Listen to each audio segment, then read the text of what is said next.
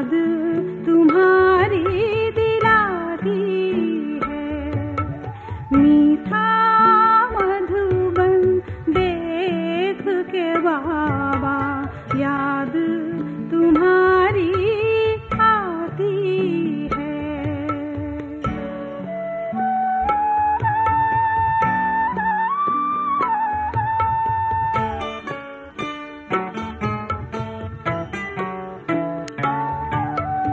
जब जब मधुबन की ओर आए, प्रत्यक्ष तेरे गुण हम पाए। जब जब मधुबन की ओर आए, प्रत्यक्ष तेरे गुण हम पाए। हर बात तेरी देती है शिक्षा, कर्म तुम्हारे दिखाती है। मीठा मधुबन देख के बाबा याद तुम्हारी आती है।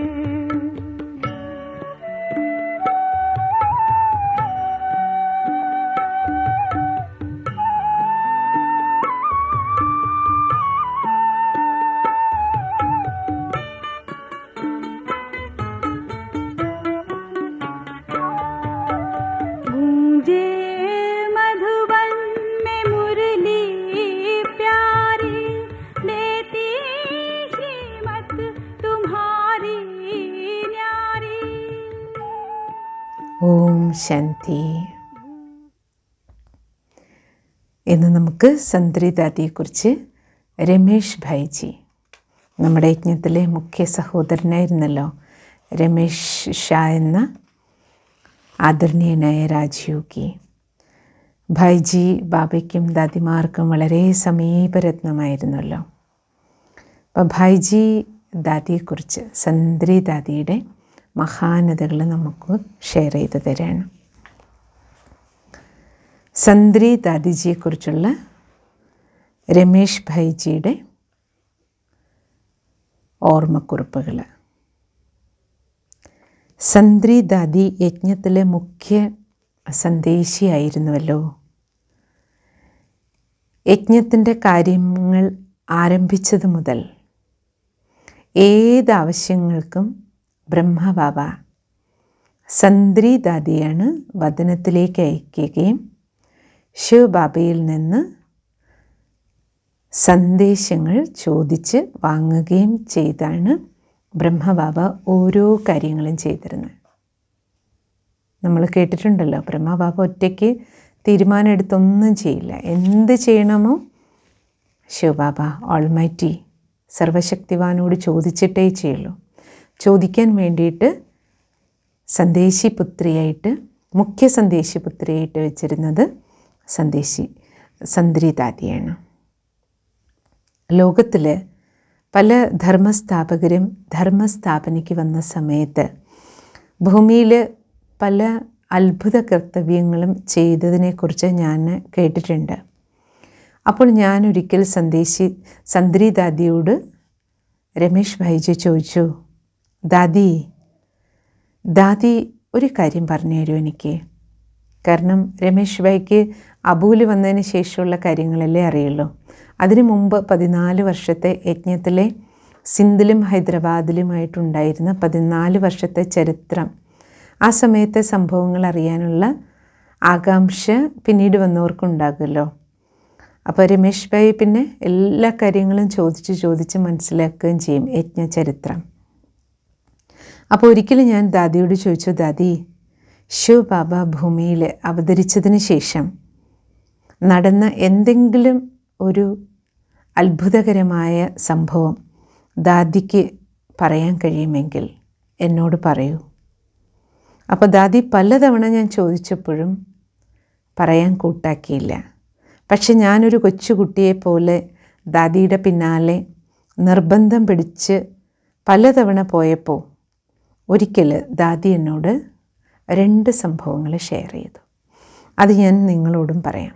അതിലൊന്ന്, ഒരിക്കൽ ബ്രഹ്മബാബ പെട്ടെന്ന് ദാദിജിയെ വിളിച്ചിട്ട് സന്ദ്രി ദാദിയോട് പറഞ്ഞു, ഇന്ന കാര്യം ശിവബാബയോട് പോയി ചോദിച്ചിട്ട് വരൂ, ശ്രീമതം എടുത്തിട്ട് വരൂ ബാബയുടെ അടുത്ത് പോയി. അങ്ങനെയാണല്ലോ ബാബ വിടണേ. അപ്പം പെട്ടെന്നായത് കാരണം സന്ദ്രി ദാദി നിയമം അനുസരിച്ച് ശിവബാബയുടെ അടുത്തേക്ക് പോകുകയാണെങ്കിൽ വെറും കൈയോടെ പോകാറില്ല. എപ്പോഴും എന്തെങ്കിലും ടോളി, ഭോഗ്, പ്രസാദം, നിവേദ്യവും കൊണ്ടാണ് ഭഗവാന്റെ അടുത്തേക്ക് എപ്പോഴും പോവുക. സന്ദേശം ചോദിക്കാനാണ് പോണതെങ്കിലും ഭോഗവും കൊണ്ടേ പോകാറുള്ളൂ. അത് ദാദിയുടെ ഒരു നിയമമായിരുന്നു. വെറും കൈയോടെ ഭഗവാന്റെ അടുത്തേക്ക് പോകാൻ പാടില്ല. അന്നത്തെ ദിവസവും ബ്രഹ്മബാബ പെട്ടെന്ന് പ്രോഗ്രാം കൊടുത്തത് കാരണം ഭോഗമൊന്നും ഉണ്ടാക്കിയതപ്പോൾ വെക്കാനുണ്ടായിരുന്നില്ല. അപ്പോൾ ബാബ ഉടൻ പോയി ചോദിച്ചിട്ട് വരാൻ പറഞ്ഞു. പക്ഷേ ദാദി വെറും കൈയോടെ പോവില്ല. അതുകൊണ്ട് പെട്ടെന്ന് അടുക്കളയിൽ പോയി ഒരു ചെറിയ പ്ലേറ്റിൽ ഒരു 10 ഏലക്കയും ഒരു 10-15 കൽക്കണ്ടത്തിൻ്റെ പീസും അവിടുന്ന് കിട്ടി. അത് രണ്ടും എടുത്തിട്ട് വേഗം ഭോഗ് പാത്രം പൊതിയാനൊരു തുണിയെടുത്ത് അതിൽ പൊതിഞ്ഞ് ബാബയുടെ അടുത്തേക്ക് പോയി. ഡ്രാമ അനുസരിച്ച് ബാബ സന്ദേശം അന്ന് കൊടുക്കുന്നത്, സാധാരണ ദാദി ബാബയുടെ അടുത്ത് പോയി സന്ദേശം എടുത്തിട്ട് വരിക ചെയ്യുക. പക്ഷെ അന്ന് എന്ത് സംഭവിച്ചു എന്ന് ചോദിച്ചാൽ, ബാബ സന്ദേശം വദനത്തിൽ നിന്ന് കൊടുക്കുന്നതിന് പകരം സ്വയം ശിവബാബ ദാദിയുടെ ശരീരത്തിലേക്ക് പ്രവേശിച്ചു, അവതരിച്ചു. ശിവബാബ അവതരിക്കുകയും ബാബ ദാദിയുടെ ശരീരത്തിൽ അവതരിച്ചതറിഞ്ഞ് ആ സമയത്ത് യജ്ഞത്തിൽ പരിവാരത്തിലുണ്ടായിരുന്ന എല്ലാവരും ഓടിയെത്തി. എന്നിട്ട് ബാബ സന്ദേശം കേൾപ്പിച്ചു. മുരളിയും സന്ദ്രി ദാദിയിലൂടെ ബാബ മുരളിയും നൽകി. അതിനുശേഷം എല്ലാവരും ബാബയോട് പറഞ്ഞു, ബാബയുടെ കൈകൾ കൊണ്ട് ഞങ്ങൾക്ക് ടോളി തരൂ. പക്ഷേ ബാബയുടെ ഈ ദിവ്യ അവതരണ പ്രോഗ്രാം അനൗപചാരികമായിരുന്നു. പെട്ടെന്ന് വന്നതാണ് ബാബ. അങ്ങനെ ഒഫീഷ്യലി പ്രോഗ്രാം അനുസരിച്ച് വന്നതല്ല. അതുകൊണ്ട് അങ്ങനെയുള്ള പൂർവ്വ തയ്യാറെടുപ്പ് ടോളിയുടെ അവിടെ ഉണ്ടായിരുന്നില്ല. മുന്നിലുണ്ടായിരുന്ന ഭോഗ് ടേബിളിൽ, പ്ലേറ്റിൽ ആ 8-10 ഏലക്കയും ആ 10-15 കൽക്കണ്ടത്തിൻ്റെ പീസ് മാത്രമേ ഉണ്ടായിരുന്നുള്ളൂ. അത് പൊതിഞ്ഞു വച്ചിരുന്നതാണ് ഭോഗിൻ്റെ തുണി കൊണ്ട്. ബാബ സ്വയം, സന്ദ്രി ദാദിയിലൂടെ ബാബ സ്വയം കൈകൾ നീട്ടി ആ ഭോഗിൻ്റെ തുണി മാറ്റി അതിൻ്റെ ഉള്ളിലേക്ക് കൈയിട്ടിട്ട് അതിൽ നിന്ന് ബാബ എല്ലാവർക്കും ഏലക്കയും കൽക്കണ്ടവും കൊടുക്കാൻ തുടങ്ങി ഭോഗമായിട്ട്. അപ്പോൾ ഒരു സഹോദരി ബാബ ഇങ്ങനെ ആ തുണിയുടെ ഉള്ളിലേക്ക് കൈയിട്ടെടുത്ത് കൽക്കണ്ടവും ഏലക്കയും കൊടുക്കുന്നത് കണ്ടപ്പോൾ ഒരു സഹോദരി പോയി ബാബയെ സഹായിക്കാൻ, ഞാൻ എടുത്തു കൊടുക്കാമെന്ന് വിചാരിച്ചു. അപ്പോൾ ബാബ വരണ്ട പറഞ്ഞു. ബാബ സ്വയം എടുത്തു കൊടുത്തോളാം എന്ന് പറഞ്ഞു. ആ സമയത്ത് ബാബയുടെ അടുത്ത് എത്ര പേരുണ്ടായിരുന്നു എന്നറിയോ? യജ്ഞത്തിൽ 300-400 പേര് ബാബയുടെ ചുറ്റും ഇരിക്കുകയാണ് ടോളി വാങ്ങാൻ. പാത്രത്തിൽ എത്രയുണ്ടായിരുന്നു? 8-10 ഏലക്കയുടെ പീസും കൽക്കണ്ടത്തിൻ്റെ പീസും. ബാബ എല്ലാവർക്കും ഏലക്കയും, ഈ 300-400 പേർക്കും ഏലക്കയും കൊടുത്തു, കൽക്കണ്ടവും കൊടുത്തു. അതിനുശേഷം ബാബ പോവുകയും ചെയ്തു. അതിനുശേഷം ഞാൻ സന്ദ്രി ദാദിയോട് ചോദിച്ചു, അപ്പോൾ ബാബ എല്ലാവർക്കും അതിൽ നിന്ന്, അപ്പം രമേശ് ഭായി ദാദിയോട് പറഞ്ഞു, അപ്പോൾ ബാബ അതിൽ നിന്നെടുത്ത് മുറിച്ചിട്ട് പൊട്ടിച്ച് ഓരോ കഷ്ണമായിരിക്കും കൊടുത്തതല്ലേ എല്ലാവർക്കും, അതുകൊണ്ടല്ലേ ഇത്രയും പേർക്ക് കിട്ടിയത്, അല്ലെങ്കിൽ 300-400 പേർക്ക് എങ്ങനെയാണ് കിട്ടുക? അപ്പോൾ ദാദി പറഞ്ഞു, അല്ല, ബാബ കൊടുത്തപ്പോൾ ഓരോരുത്തർക്കും ഓരോ പിടിയാണ് കൊടുത്തത്. കൈപ്പിടി നിറച്ച് ഏലക്കയും കൽക്കണ്ടവും കൂടി ഓരോരുത്തർക്കും ഓരോ പിടി കൊടുത്തു. അതിൽ നിന്ന് കൈയിട്ടെടുക്കുന്നത് പോലെയാണ് ബാബ കൊടുത്തത്.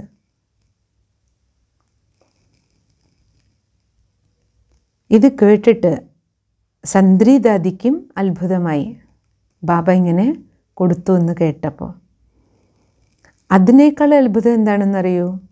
സന്ദ്രി ദാദി തിരിച്ചു വന്നപ്പോൾ ഭോഗ് പ്ലേറ്റ് തുറന്നു നോക്കിയപ്പോൾ ഭോഗിന് വെച്ച അതേ കൽക്കണ്ടവും ആ ഏലക്കയും ആ പാത്രത്തിൽ എത്ര വെച്ചോ അതേപോലെ ഉണ്ടായിരുന്നു.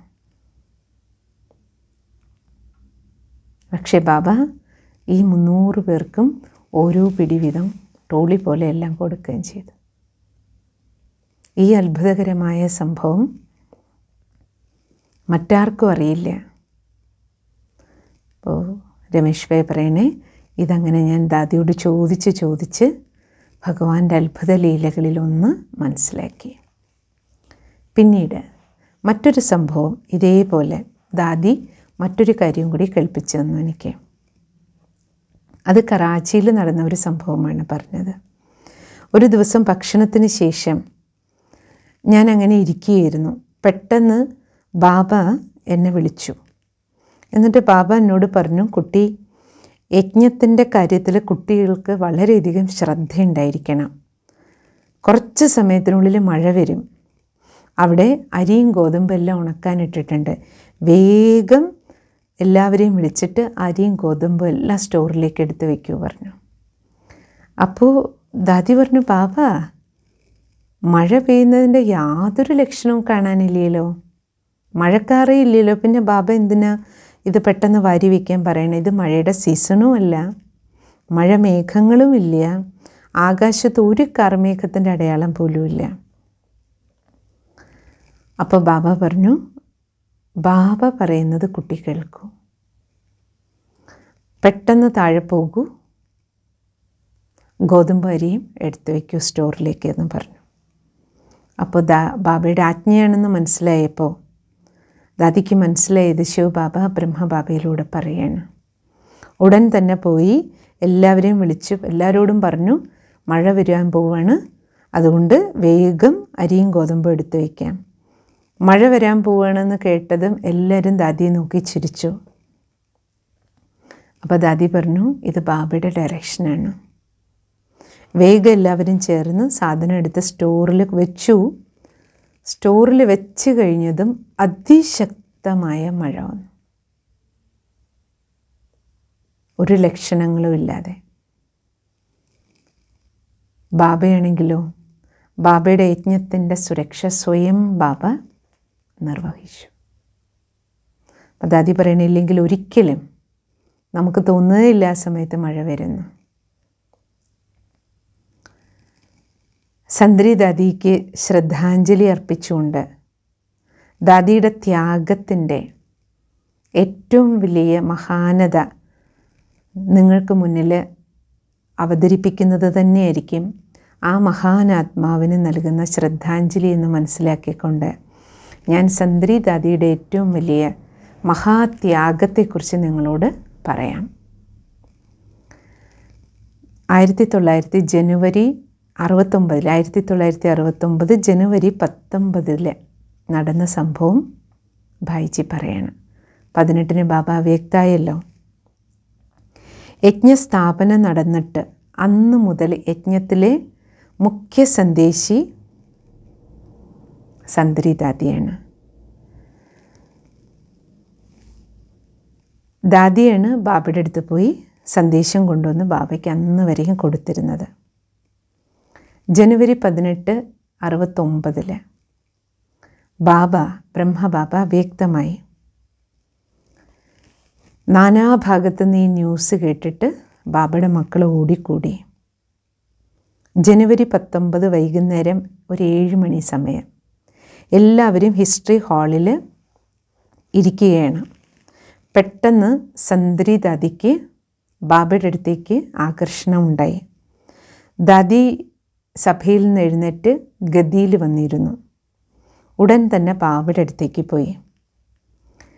ദാദി ബാബയുടെ അടുത്തേക്ക് പോയതും ബാബ സ്വയം ദാദിയുടെ ശരീരത്തിൽ അവതരിച്ചു. ബാബ ഒരു 1/4 മണിക്കൂറോളം സമയം ദാദിയിലൂടെ സംസാരിച്ചു. ബ്രഹ്മബാബയെക്കുറിച്ചും പറഞ്ഞു. ബ്രഹ്മബാബ വദനത്തിൽ വിശ്രമിക്കുകയാണ്. 21-ാം തീയതി ബാബയുടെ ഭൗതിക ശരീരത്തിൻ്റെ അഗ്നി സംസ്കാര കർമ്മങ്ങളെല്ലാം ചെയ്യാൻ നിർദ്ദേശം തന്നു. അതിനുശേഷം ബാബ പറഞ്ഞു, അന്ന് അഗ്നി സംസ്കാരത്തിന് ശേഷം ഭോഗ് സമർപ്പിക്കൂ. ഭോഗ് സമർപ്പിച്ചതിന് ശേഷം ഇനി മുന്നോട്ട് യജ്ഞം എങ്ങനെ പോകണമെന്ന എല്ലാ നിർദ്ദേശങ്ങളും ആ സമയത്ത് ബാബ നിങ്ങൾക്ക് നൽകുമെന്നും പറഞ്ഞു. അങ്ങനെ ബാബ എല്ലാവരെയും നിശ്ചിന്തമാക്കിയിട്ട് പോയി. ജനുവരി 20 രാവിലെ മുരളിക്ക് ശേഷം സന്ദ്രി ദാദി എൻ്റെ അരികിലെത്തി, രമേഷ് ഭായിയുടെ അടുത്ത്. എന്നിട്ട് രമേഷ് ഭായിയോട് പറഞ്ഞു, രമേഷ് ഭായി, എൻ്റെ മനസ്സിലൊരു സങ്കല്പം വരികയാണ്. നാളെ 21-ാം തീയതി ബാബ പറഞ്ഞിരുന്നല്ലോ ഭോഗിന് ശേഷം ബാബ വരും. നാളെ ശിവബാബ ദാദിയുടെ ശരീരത്തിൽ രഥമായി ഉപയോഗിക്കുന്നതിന് പകരം ഗുൽസാർ ദാദിയുടെ ശരീരത്തിൽ വരട്ടെ. കാരണം ഞാൻ യജ്ഞത്തിൻ്റെ ആരംഭം മുതൽ ബാബയുടെ സന്ദേശി പുത്രിയാണല്ലോ. അതുകൊണ്ട് യജ്ഞത്തിലെ എല്ലാ കാര്യങ്ങളും എനിക്കറിയാം. എൻ്റെ ശരീരത്തിൽ ഇനി ബാബയുടെ അവതരണം നടക്കുകയാണെങ്കിൽ ഒരു പക്ഷേ എല്ലാവർക്കും ബാബ പറയുന്ന കാര്യങ്ങളിൽ അത്ര പൂർണ്ണ വിശ്വാസം ഉണ്ടാകണമെന്നില്ല. കാരണം അത് ചിലപ്പോൾ സന്ദ്രി ദാദി തന്നെ പറയുന്നതാണെന്ന് തോന്നിയാലോ. കാരണം ഇത്രയും കാലത്തെ ബാബയുടെ സന്ദേശി പുത്രിയല്ലേ ഞാൻ. അതുകൊണ്ട് യജ്ഞത്തിലെ എല്ലാ കാര്യങ്ങളും എനിക്ക് അറിയാമെന്നും എല്ലാവർക്കും അറിയാം. അപ്പോൾ ദാദിയോട് ഞാൻ പറഞ്ഞു, ശരി ദാദി, ദാദി സ്വയം മാലിക്കല്ലേ, ബാബയോട് പറഞ്ഞോളൂ. ബാബ തീരുമാനിക്കട്ടെ ബാബയ്ക്ക് ഏത് രഥം വേണമെന്ന്. സന്ദ്രി ദാദി ബാബയുടെ അടുത്തേക്ക് പോയി. അപ്പോൾ ബാബ സന്ദേശത്തിൽ പറഞ്ഞു, ബാബയ്ക്ക് വരാൻ രഥം വേണം. അത് ഏത് രഥത്തിൽ ബാബ വരണമെന്ന് കുട്ടികൾ തന്നെ തീരുമാനിച്ചോളൂ പറഞ്ഞു ബാബ. ബാബ അതിനേക്കാളും ബുദ്ധിശാലിയാണല്ലോ. കുട്ടികൾക്ക് മുന്നിൽ തന്നെ ബാബ വെച്ചു. സന്ദ്രി ദാദി താഴെ വന്നിട്ട് ബാബ പറഞ്ഞ കാര്യം എന്നോട് വന്ന് പറഞ്ഞു. ഞങ്ങൾ പ്രകാശ്മണി ദാദിച്ചിടടുത്ത്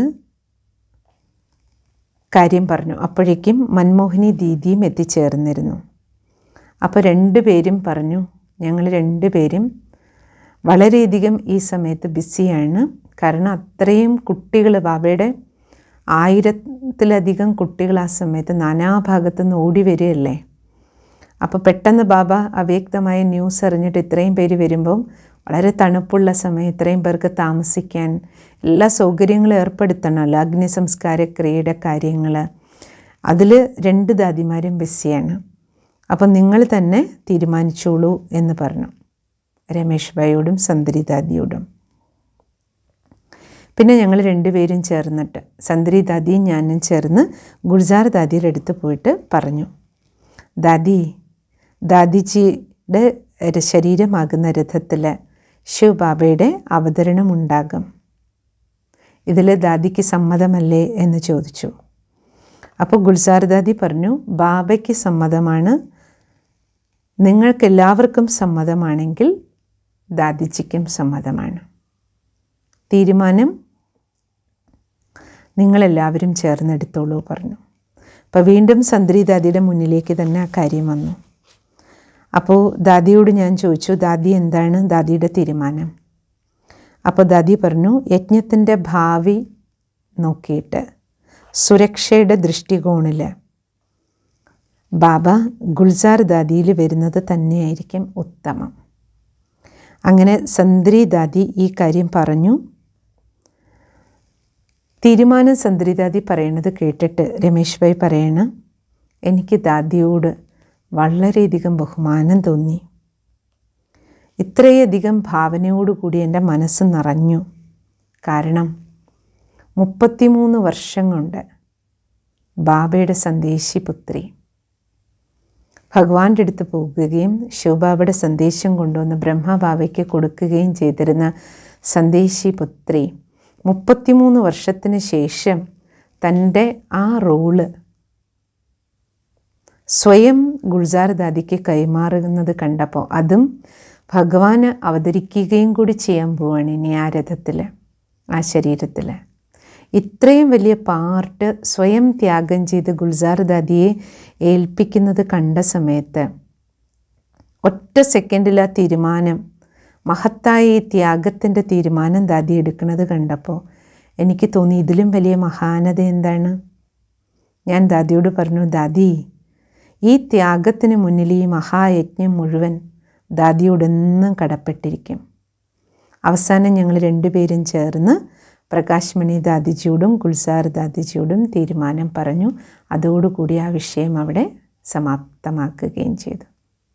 വലിയൊരു ആ ഒരു തീരുമാനം എടുക്കേണ്ട വിഷയമായിരുന്നു. അതോടുകൂടി തീരുമാനമായി. 21 ജനുവരി ബാബയുടെ അന്തിമ സംസ്കാര ക്രിയകൾക്ക് ശേഷം ബാബയ്ക്ക് ഭോഗ് സമർപ്പിക്കുന്ന സമയം വന്നു. എല്ലാവരും ഹാളിൽ വന്നിരിക്കുകയാണ്. ഹിസ്റ്ററി ഹാളിൽ ഗുൽസാർ ദാദി സഭയിൽ നിന്ന് എഴുന്നേറ്റ് ഗദ്ദിയിലേക്ക് പോവുകയാണ് ബാബയ്ക്ക് ഭോഗ് വയ്ക്കാനായിട്ട്. അപ്പോൾ ദീദിക്ക് ഈ വിഷയം അറിയില്ല, ഈ തീരുമാനം. സന്ദ്രി ദാദിയാണ് ഭോഗ് വയ്ക്കുന്നതെന്നാണ് എല്ലാവരും വിചാരിച്ചിരിക്കുന്നത്.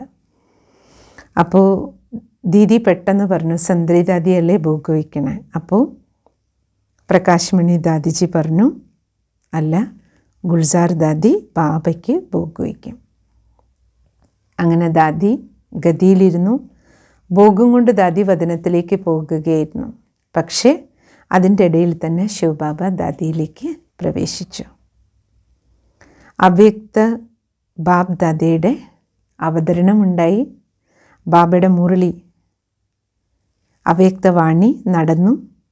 അതിനുശേഷം അന്ന് മുതൽ ഗുൽസാർ ദാദിയുടെ രഥത്തെയാണ് ബാബ അവ്യക്ത അവതരണത്തിന് വേണ്ടി ഉപയോഗിക്കുന്നത്. അത് നമ്മളെല്ലാവരും സാക്ഷിയായിട്ട് കണ്ടുകൊണ്ടിരിക്കുകയാണ് ഇത്രയും കാലം. ഗുൽസാർ ദാദിയിലൂടെ പ്രഭുവിൻ്റെ പാലന നമുക്കെല്ലാവർക്കും കിട്ടിക്കൊണ്ടിരിക്കുന്നു. പക്ഷേ രമേശ് ഭായി പറയണത്, ഈ ഇതിഹാസമുണ്ടായത്, ഗുൽസാർ ദാദി ബാബയുടെ രഥമായി മാറിയ ഇതിഹാസം രചിക്കപ്പെട്ടതിൻ്റെ പിന്നിൽ സന്ദ്രി ദാദിയുടെ മഹാത്യാഗം കാരണമാണ്. ഞാൻ ഒരിക്കൽ പ്രകാശ് മണി ദാദിജിയോട് പറയുകയും ചെയ്തു, സന്ദ്രി ദാദിജിയുടേത് എത്ര വലിയ മഹാത്യാഗമായിരുന്നു. ഇപ്രകാരം ബാബയുടെ ഈ മഹായജ്ഞത്തിൻ്റെ ഇതിഹാസം പരിശോധിച്ചാൽ ദാദിമാരുടെ ത്യാഗത്തിൻ്റെ ധാരാളം സംഭവങ്ങൾ ഉണ്ടായിട്ടുണ്ട്. ത്യാഗത്തിലൂടെയാണ് അവർ ഈ യജ്ഞത്തെ വളർത്തി മുന്നോട്ട് കൊണ്ടുവന്നത്. ത്യാഗത്തിൻ്റെ ശൃംഖല തന്നെ കാണാൻ കഴിയും. ത്യാഗത്തിൻ്റെ ശൃംഖലയിൽ ഏറ്റവും വലിയ ത്യാഗം സന്ദ്രി ദാദിയുടേത് തന്നെയായിരുന്നു. ഇത് മഹാത്യാഗമായിരുന്നു. സന്ദ്രി ദാദിയോട് ആരും പറഞ്ഞതല്ല ഈ ത്യാഗം ചെയ്യാൻ. പക്ഷേ സന്ദ്രി ദാദി സ്വയം എടുത്ത തീരുമാനമായിരുന്നു. ഭഗവാന്റെ രഥം എന്ന പാർട്ട് ഗുൽസാർ ദാദിയുടെ ശിരസിലേക്ക് ആ കലശം സമർപ്പിച്ചുകൊണ്ട് സന്ദ്രി ദാദി എടുത്ത ഈ മഹാത്യാഗത്തിൻ്റെ തീരുമാനം, ഇതിലൂടെ ഗുൽസാർ ദാദി ബാബയുടെ രഥമായി മാറിയത് യജ്ഞത്തിൻ്റെ ഇതിഹാസം, ഇതിൽ പുതിയ ഒരു ചരിത്രം തന്നെ അവിടെ രേഖപ്പെടുത്തുന്നതിന് സന്ദ്രി ദാദിയാണ് നിമിത്തായത്. ദാദിജിയുടെ മഹാത്യാഗമാണ് നിമിത്തായത്. അല്ലെങ്കിൽ യജ്ഞവത്സരായ നിങ്ങളെല്ലാവരും ഒന്ന് ആലോചിച്ച് നോക്കൂ. ഇന്ന് നമ്മൾ ബാബ് ദാദയെ ഗുൽസാർ ദാദിയിൽ കാണുന്നു. യഥാർത്ഥത്തിൽ ഈ സ്ഥാനത്ത് രഥമായി കാണപ്പെടേണ്ടത് സന്ദ്രി ദാദിയായിരുന്നു. അപ്പം എത്ര വലിയ ഒരു ത്യാഗമാണ് ദാദി ചെയ്തത്. ഞാൻ മനസ്സിലാക്കുന്നു ഈ മുഴുവൻ ദൈവിക പരിവാരവും ഈ കാര്യത്തിൽ സന്ദ്രി ദാദിയോട് വളരെയധികം കൃതജ്ഞതയുള്ളവരായിരിക്കും സദാകാലത്തേക്ക്. നമ്മുടെ ത്യാഗമൂർത്തിയായ സന്ദ്രി ദാദിക്ക് മുന്നിൽ ഞാൻ ശിരസ് നമിച്ച് പ്രണാമം അർപ്പിക്കുകയാണ്. പ്രണാമം, പ്രണാമം, പ്രണാമം. ഓം ശാന്തി. ഇതാണ് രമേശ് ഭായി ദാദിജിയെക്കുറിച്ച് പറയണം. ഇതൊന്നും നമുക്ക് അറിയാത്ത കാര്യങ്ങളല്ലേ. യജ്ഞത്തിൽ ഒരിക്കലും നമ്മളിതൊന്നും യജ്ഞ ഇതിഹാസ ചരിത്രത്തിൽ കേട്ടിട്ടേ ഇല്ലല്ലോ അല്ലേ. ബാബ എത്ര ഖജനാവതരണ, ബാബ തന്ന നമ്മളറിയാത്ത ഈ ഈശ്വരീയ ഖജനാവുകൾ വളരെ മാധുര്യത്തോടെ സ്മരിച്ച് ബാബയ്ക്ക് നന്ദി പറയാം.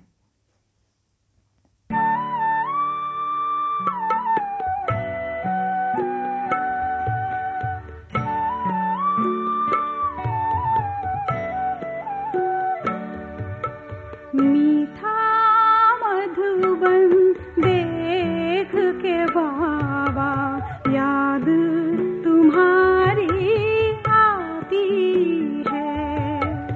मीठा मधुबन देख के बाबा याद तुम्हारी आती है. तेरी कलम भूमि बाबा याद तुम्हारी दिलाती है. मीठा मधुबन देख के बाबा याद तुम्हारी आती है.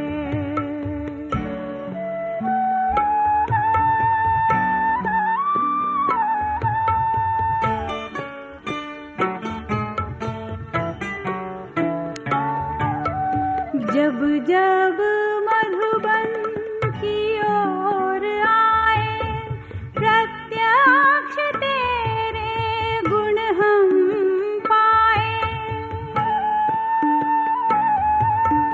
जब जब मधुबन की ओर आए प्रत्यक्ष तेरे गुण हम पाए. हर बात तेरी देती है शिक्षा, कर्म तुम्हारे दिखाती है. मीठा मधुबन देख के बाबा याद तुम्हारी